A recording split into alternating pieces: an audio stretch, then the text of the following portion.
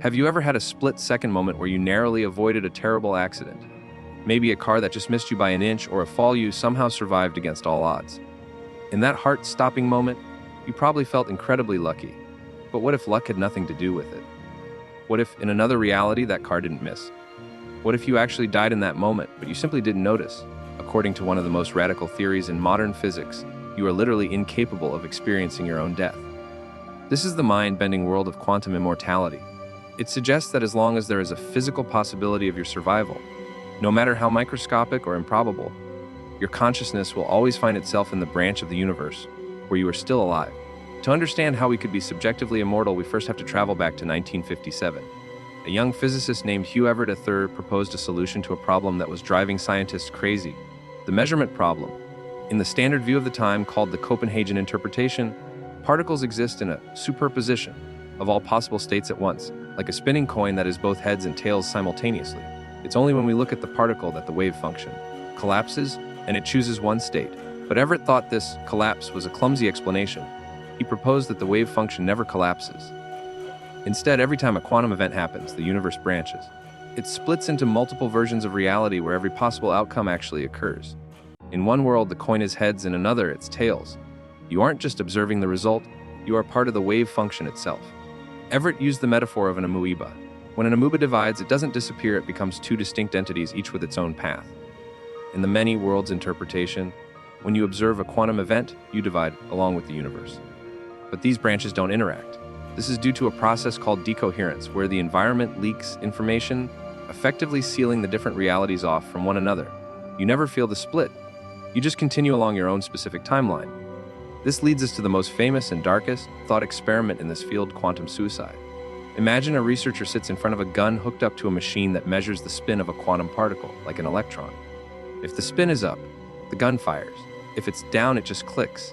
Now, from the perspective of an outside observer, there is a $50/50 chance the researcher will die on the first pull of the trigger.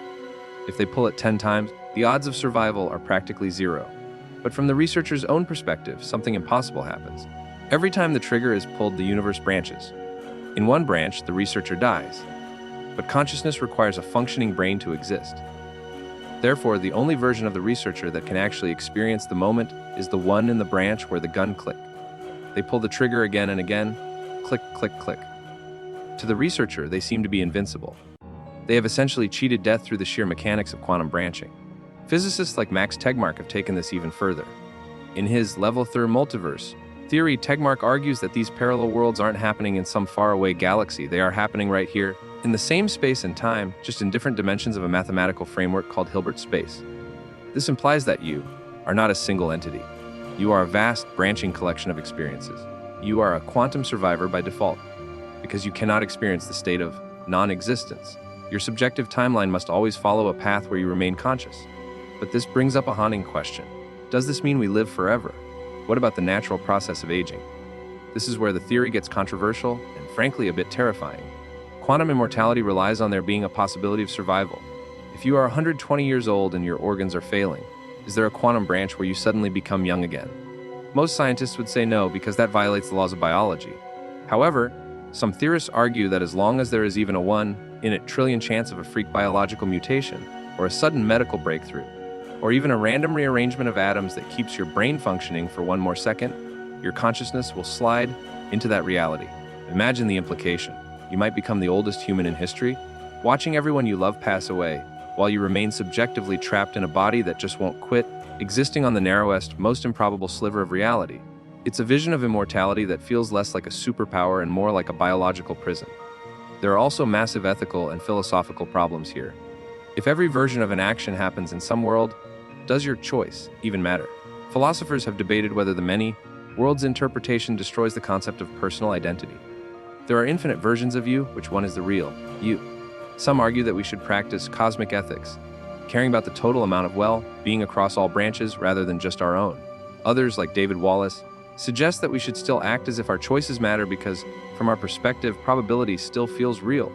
We still feel the weight of the born rule, which tells us which outcomes are more likely to be experienced, even if all outcomes exist somewhere. Even the world of finance has had to look at this. There are actually discussions about how quantum immortality would affect life insurance. If a person believes they cannot die, would they take more risks? Would an insurance company be able to deny a claim by arguing that the person is technically still alive in another branch of the multiverse? While it sounds like science fiction, it highlights how much this theory challenges our legal and social definitions of life and death. Ultimately, quantum immortality is a bridge between the cold math of theoretical physics and the deeply personal mystery of consciousness. It forces us to reconsider the nature of the self. It suggests that the end we all fear might just be a transition, not to a heaven or an afterlife, but to a different branch of an infinite, ever-growing tree of reality. It means that in the grand history of the multiverse, there is a version of you that has seen everything, survived everything, and will never stop experiencing the wonder of existence. So, the next time you have a lucky escape, take a moment to look around. Consider the possibility that you didn't just get lucky. Consider the possibility that you are witnessing the branching of your own eternal timeline. What do you think? Is the idea of never truly ending a comforting thought, or is the concept of being a permanent observer in an infinite universe a terrifying trap? Let me know your theories in the comments below. If you want to dive deeper into the mysteries of the multiverse and the strange laws that govern our reality, make sure to hit that like button and subscribe. Thanks for watching.